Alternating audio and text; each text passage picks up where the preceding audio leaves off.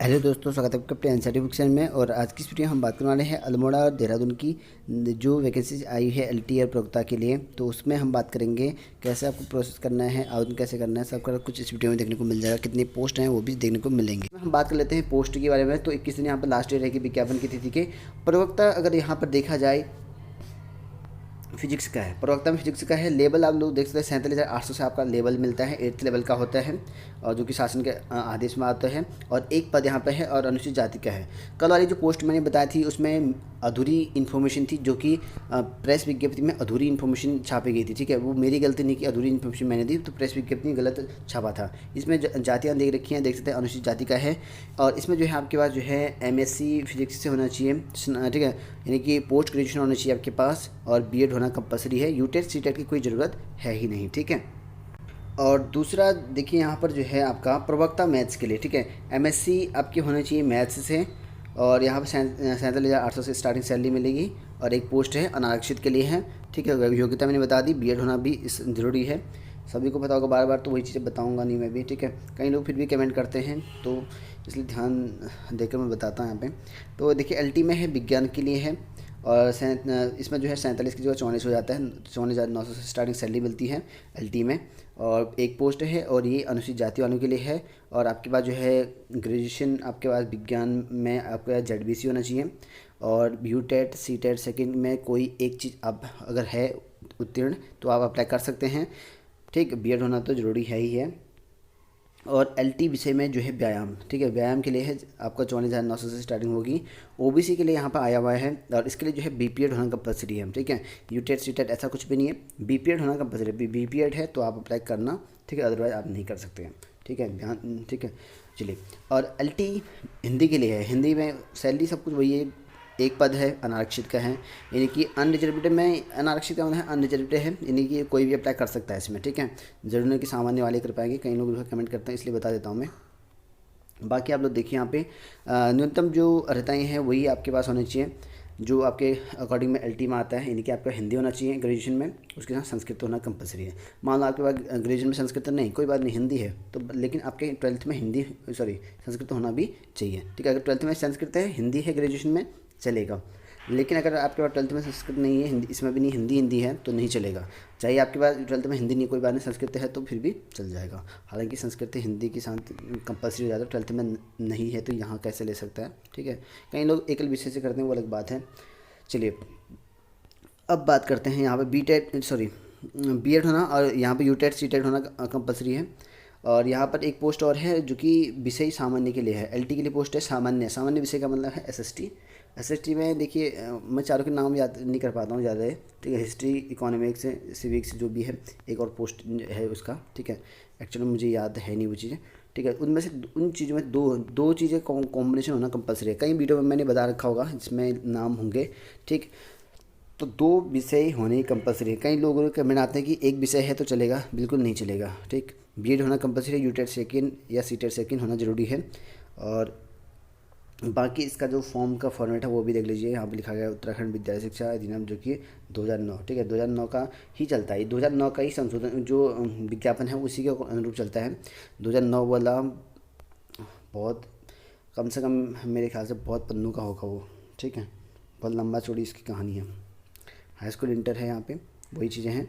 और यहाँ पर लिखा शुल्क जो है प्रवक्ता और जो सहायक अध्यापक है उसके लिए जो है 300 रुपये का जो है आपके पास रेखांकित जो है डिमांड ड्राफ्ट या पोस्ट ऑर्डर। ठीक है, तीन दोनों के लिए जो है, प्रवक्ता के लिए भी उसके लिए भी 300 रुपये का जो है डिमांड ड्राफ्ट लगेगा। और डिमांड ड्राफ्ट जो कि आपका यहाँ पर लगेगा कहाँ पे, ठीक, ये लगेगा आपका मुख्य शिक्षा अधिकारी देहरादून। ठीक, मुख्य शिक्षा अधिकारी देहरादून के नाम पर आपका बनेगा। और मुख्य शिक्षा अधिकारी कार्यालय जो है देहरादून से डिमांड ड्राफ्ट पोस्टल ऑर्डर जो है, ठीक है, ऑर्डर यहाँ पर जो है आप जमा कर सकते हैं किसी भी कार्य दिवस में। और आवेदन का जो यहाँ पर एज है आवेदन करने वाले तो 21 से 42 का है, गवर्नमेंट के अकॉर्डिंग ही है। बाकी आप लोग देखते हैं। और जो फॉर्म मिलेगा, फॉर्म के बारे में काफ़ी लोग पूछते हैं। देखिए फॉर्म का जो फॉर्मेट है वो तो मेरे पास है नहीं।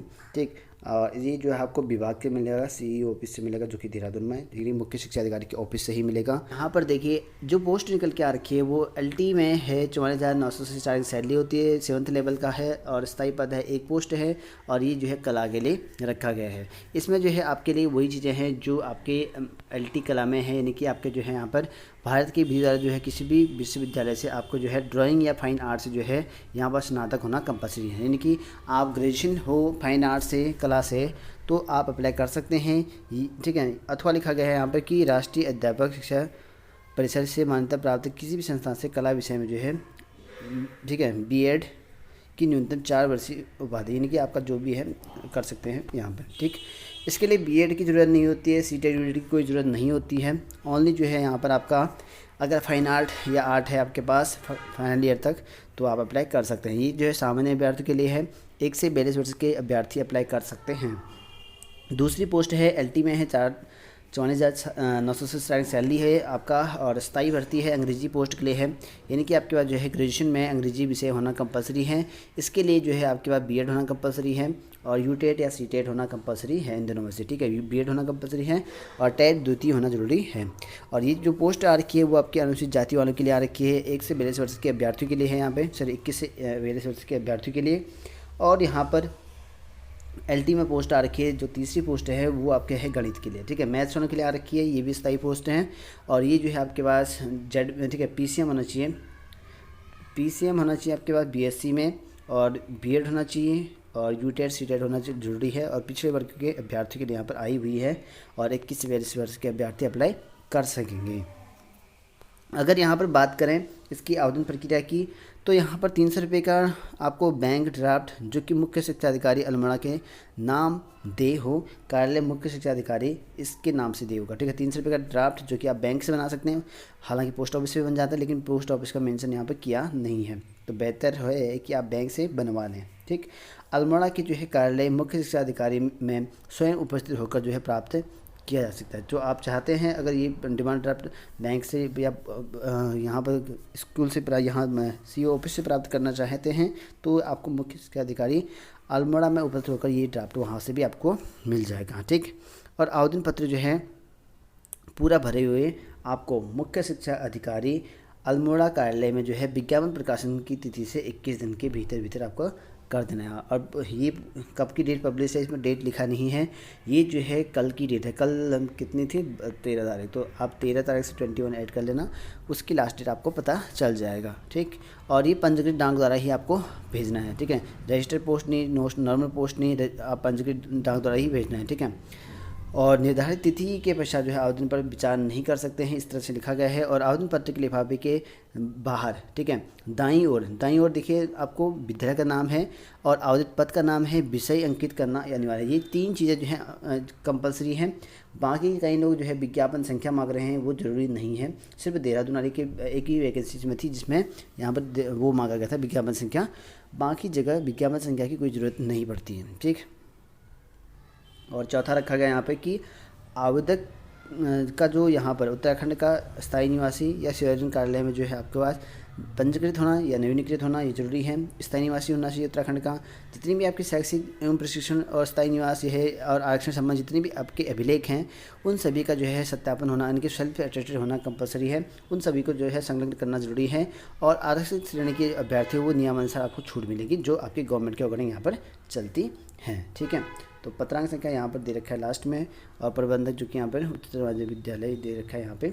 तो इस तरह से जो है आप इन पदों के लिए आवेदन कर सकते हैं, ठीक है। तो फिलहाल इस वीडियो में इतना ही, मिलते हैं नेक्स्ट वीडियो में।